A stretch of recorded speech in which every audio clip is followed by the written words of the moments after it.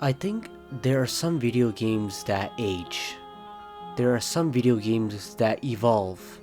And then there are some video games that just become memories. The Ezio Trilogy is one of those rare moments in gaming where everything, the music, the cities, the characters, the colors, the pacing, came together so perfectly that even today, 15 plus years later, no Assassin's Creed game has matched its atmosphere. And there are reasons for that. Deep, artistic reasons. Today, I wanted to break down exactly what the Ezio's Trilogy atmosphere cannot, and maybe will not, ever be topped. I think it's very important that we start off with a strong foundation. The Renaissance period wasn't just a background or a theme. It was a living character, the perfect intersection of art, politics, danger, and rebirth. Assassin's Creed is about hidden truths, conspiracies, and philosophical conflict. And the Renaissance is quite literally the birthplace of modern thinking. It had everything: powerful families, secret societies, political corruption, artistic geniuses, religious tension, new ideas clashing with ancient beliefs. The era gave Ubisoft the perfect emotional palette. It wasn't just historically rich, it naturally complemented the heart of the Assassin's Creed identity. Being born into such a transformative age meant Ezio's journey was destined to be iconic from the moment it began. A lot of modern open world games focus on size. The Ezio Trilogy focused on identity. Every city didn't just look different, it actually felt different. There's a huge difference between the two, and I think the Ezio Trilogy does it best. For example, if you look at Florence, warm, youthful lighting, a golden glow that matched Ezio's beginning. You could feel his innocence through the city's colors. Venice, cooler tones, reflections everywhere, and a sense of elegance mixed with danger. Rome in Brotherhood, a harsh contrast, more shadows, more grit, a city under control, a city that Ezio was meant to liberate. Constantinople in Revelations, deep oranges, rich blues, and a softer, melancholic haze. You knew instantly you weren't in Italy anymore. These cities didn't need loading screens or subtitles. You could tell exactly where you were just by the lighting, the filter, and the atmosphere. Now, modern AC titles certainly create beautiful worlds, but they rarely capture that same emotional fingerprint. The Ezio Trilogy didn't just build locations, it built moods, it built identities. I feel like this is a little hard to explain, but it's sort of like the bigger the map is, the more it expands outwards, the more it takes away from the focus of the core setting, which should be the main city in the game. If you look back at the trilogy, there was no wildlife hunting, no massive mountains to climb, no large biomes, yet they are still among the most memorable maps in the series. So you tell me, why do you think that is?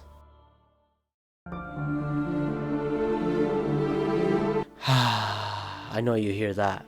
Look, Jesper Kid's music wasn't just a soundtrack. It was quite literally the soul of the trilogy. In fact, it was the soul of the entire series. And the proof, the Ezio's family is still used in Assassin's Creed games today. New variations, new remixes, new orchestrations. Ubisoft just cannot let it go because it became the theme of the franchise. That's how iconic it was. Why does it work? Well, it's minimalistic vocals that hit emotionally, hybrid renaissance and electronic tones, melodies that evolve as Ezio matures, ambient layers that make cities feel alive. Ezio's family alone carries more emotional punch than most AAA soundtracks have in their entire score. You don't just hear the music, you remember the first time where it hit you. For me, I always remember that scene in Assassin's Creed 2 where your brother pulls you up on that church tower and the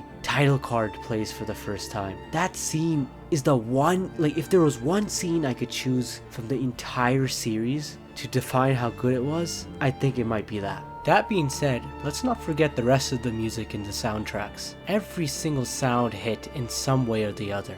I loved how every city had its own defined set of ambient music that really added to the atmosphere because you no longer had to use your eyes to know where you were. You could just listen and map exactly what location you were at. Now of course, AC Revelations is that one game that didn't use the Ezio's family music in its game, but it had its own set of beauty to it. I think Assassin's Creed as a whole has gotten ambient music and soundtracks down, but that's a video for another day. Of course, this is one of the trilogy's secrets, something few people talk about. The ambient sound design is insanely good. Not loud, not cartoony, but subtle and natural. Merchants yelling in Italian, crowds chanting and arguing, water slapping against Venezia's canals, the tiles on the rooftops creaking as you walk across them, birds bursting into flight, priests giving sermons, men singing drunkenly at night, and those singers that would chase you around. It all worked together to make the world feel authentic. Modern AC games often feel like amusement parks. Everything is louder, bigger, and more chaotic, but the Ezio Trilogy feels like walking inside a historical painting. As I sort of hinted before, the maps weren't massive, but they were meaningfully designed. Every corner had purpose, character, architectural detail, historical intention. There were no massive empty forests, no copy-pasted structures, no filler just to inflate the map. The small size helped the atmosphere stay tight, immersive, and personal. Everything was crafted with care. Ezio's world wasn't big, but it was alive.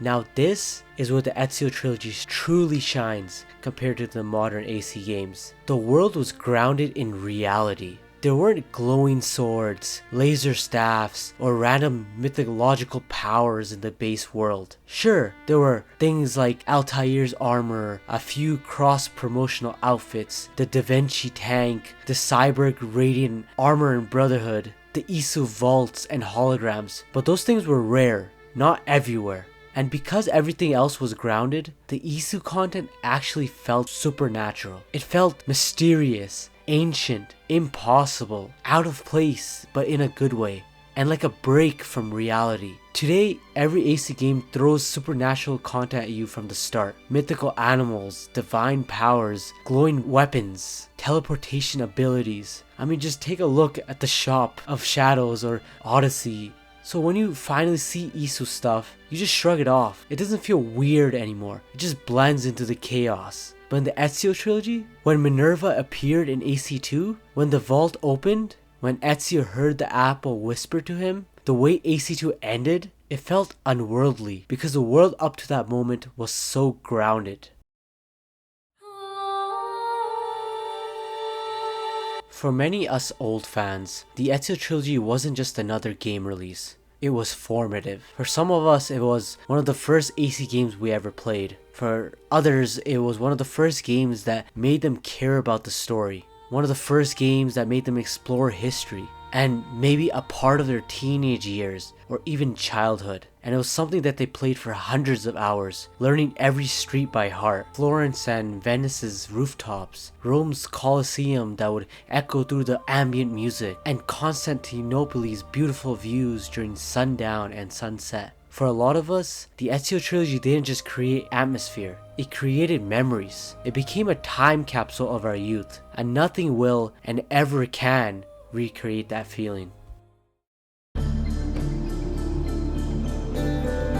Now of course, the trilogy wouldn't be the same without Ezio himself. He wasn't just the protagonist, he was the atmosphere. His charm, humor, rage, grief, wisdom, growth, all shaped the tones of the cities around him. Young Ezio made Florence feel alive, leader Ezio made Rome feel purposeful, and older Ezio made Constantinople feel reflective and bittersweet.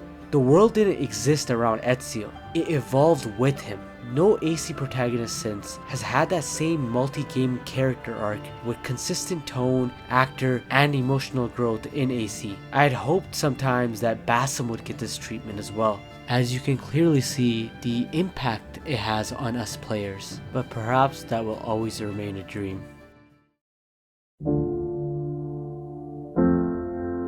The Ezio Trilogy wasn't created by accident. It was a perfect storm, a focused 3-game narrative, a consistent hero, a consistent composer, a historically rich era, beautiful handcrafted cities, grounded gameplay, subtle supernatural elements, tight map design, a generation of fans growing up with Ezio, and a development team at their absolute peak. You can remake graphics, you can copy mechanics, but you can't recreate timing or lightning in a bottle. The Ezio Trilogy just hit at the right place, the right time, and with the right character. And because of that, its atmosphere will probably remain untouchable forever.